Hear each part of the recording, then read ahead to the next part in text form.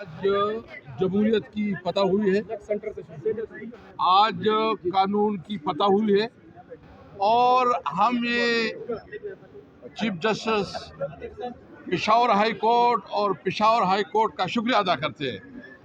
کہ اس نے انصاف کا ساتھ دیا، میرٹ پہ فیصلہ دیا،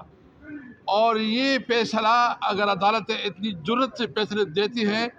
تو پوری قوم اس کے ساتھ کھڑی ہوگی۔ میں اب بھی جتنی بھی خیبر پختونخوا کے اپوزیشن کی پارٹیاں ہیں، میں اس سے جس طرح جنید اکبر خان نے کہا کہ ہم سمجھتے ہیں کہ یہ ہمارا صوبہ یہ وار زون ہے، یہاں ہم حالت جنگ میں ہیں، ہم سب نے اس حالت سے نکالنے کے لیے ایک دوسرے کا ساتھ دینا ہے۔ یہ کسی ایک پارٹی کا، یہ صرف ایک پارٹی نہیں کر سکتی، اور ہماری خواہش ہوگی کہ اگر اس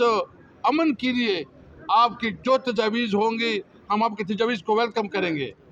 یہ سب سے پہلے ہم نے اپنے عوام کی خدمت کرنی ہے۔ یہ جو 26ویں آئینی ترمیم کے بعد اس قسم کا فیصلہ آنا ایک بہت ضرورت مندانہ فیصلہ ہے۔